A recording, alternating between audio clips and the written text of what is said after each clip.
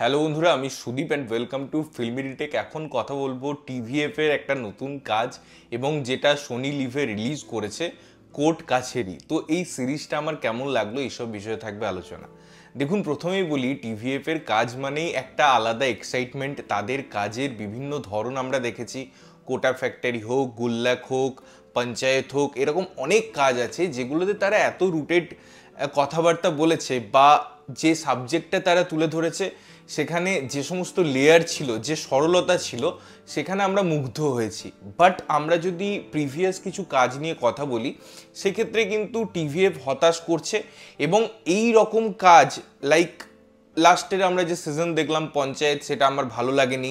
In fact একটা গ্রামীণ চিকিৎসালয় নিয়েও তারা এসেছিল, যেটা প্রায় পঞ্চায়েতের কাছাকাছি কপি মনে হয়েছে। এবং লাস্ট টাইম যেটা আমি দেখলাম কোর্ট কাছেরি, সত্যি বলতে ভালো লাগছে না। তো এই সিরিজটার আমি যদি প্যাটার্ন বা গল্প নিয়ে কথা বলি, একজন উকিলের কথা বলা হচ্ছে যে এলএলএম করেছে বা এলএলবি করেছে এবং তার বাবা হচ্ছেন একজন ফেমাস লয়ার। এবারে তার বাবার জন্য সে এই জিনিসপত্রগুলো করেছে। তার মা মারা গেছে, ছোট থেকে সে তার বাড়িতে বিভিন্ন লোকজনের আগমন দেখেছে, কেউ থ্রেট দিয়েছে, কোনো বড় ক্রিমিনাল হয়তো তার বাড়িতে এসেছে, তাই সে ডিসাইড করে নেয় যে সে লয়ার হবে না। এবারে সে কোর্টে আসছে, কিন্তু বিভিন্নভাবে সে অন্য জায়গায় যেতে চাইছে। কখনো ইললিগ্যাল ডকুমেন্ট ক্রিয়েট করছে, কখনো ভিসার জন্য যে সমস্ত প্রসিডিওরগুলো হয় অন্য একটা দেশে চলে যাওয়ার জন্য, সেগুলো করছে।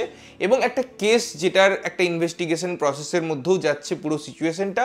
তো আলটিমেটলি কি হয় এটা জানার জন্য আপনাদের এই সিরিজটা দেখতে হবে। এবার দেখুন, রিসেন্ট টাইমে আমি যদি এই কোর্ট ড্রামা নিয়ে কথা বলি, যেটা সিরিয়াস ম্যাটার নয়, লাইক আমি যদি ক্রিমিনাল জাস্টিস বা এ কাকেলাবান্দা কাফিয়ে এইসব সিনেমাগুলো, এইসব সিরিয়াস সিনেমাগুলোকে বাদ রেখে বলি, যেগুলো মজার ছলে বা খুব রুটেড বা এরকম কিছু কাজ করা হয়েছে, এরকমও কাজ নেটফ্লিক্সে আছে, লাইক মামলা লিগ্যাল হ্যায়। আপনারা যদি এই সিরিজটা দেখেন, বা একটা সিনেমা এসেছিল কোর্ট, যেখানে স্টেট বনাম নোবডির একটা কাজকর্ম আমরা দেখেছিলাম। তো এই কাজগুলো এত এত ভালোভাবে করা, ইনফ্যাক্ট মামলা লিগ্যাল হেড যে কনসেপ্ট, সেখানে যেরকম জিনিসপত্র হয়েছে, এই সিরিজটাই না আমরা তার ছোট ছোট হিন্ট পাই। এবং অনেক ওপেন অ্যাঙ্গেল রেখে দেওয়া হয়েছে এই সিরিজে, যেগুলো হয়তো তারা পরের সিজনে ইউজ করবে। একজন ভোটে দাঁড়াচ্ছে, বিভিন্ন জিনিসপত্রগুলো হচ্ছে, যেটা আমরা মামলা লিগ্যাল হেড ক্ষেত্রে প্রায় একই রকম দেখেছি। হ্যাঁ, এখানে যে ইনসিডেন্টটা দেখানো হচ্ছে, যে প্রসিডিংটা হচ্ছে, সেটা কমপ্লিটলি আলাদা।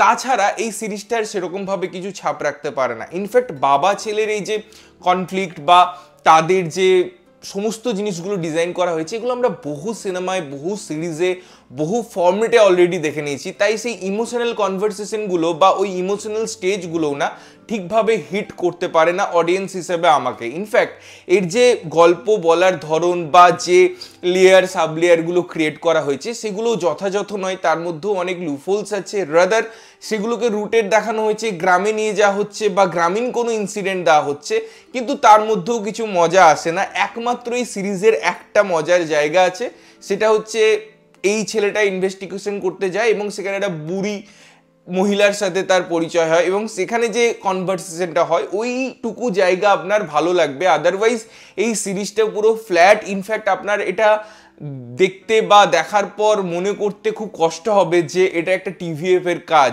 কারণ টিভিএফ এর যে একটা গল্পের প্রতি আকর্ষণ থাকে বা তাদের যে জমজমাটি একটা স্ক্রিন প্লে থাকে, তার মধ্যে যে সমস্ত আয়োজন থাকে, সেগুলো প্রচণ্ড হতাশ করবে এই পার্টিকুলার সিরিজটাই। তো এই সিরিজটা আমার একদম ভালো লাগেনি, ভীষণ ডিসঅ্যাপয়েন্টিং সিরিজ আমার কাছে। এবং আমি চাইবো টিভিএফ আবার তার পুরনো ফরম্যাটে ফিরে আসুক। তোমরা যদি দেখে নিয়েছো এই সিরিজটা, কেমন লেগেছে জানিও। না দেখে থাকলে গিয়ে দেখো এবং দেখে এসে জানাও যে কেমন লাগলো। ততক্ষণের জন্য ভালো থাকবে, সুস্থ থাকবে এবং সবসময় ভালো জিনিস দেখবে। চ্যানেল যদি প্রথমবার দেখছো, লাইক কমেন্ট শেয়ার করতে হবে, সাবস্ক্রাইব করতে হবে, যাতে প্রত্যেকটা নোটিফিকেশন তোমাদের কাছে পৌঁছায়। দেখা হচ্ছে অন্য কোনো ভিডিওতে, ততক্ষণের জন্য টাটা।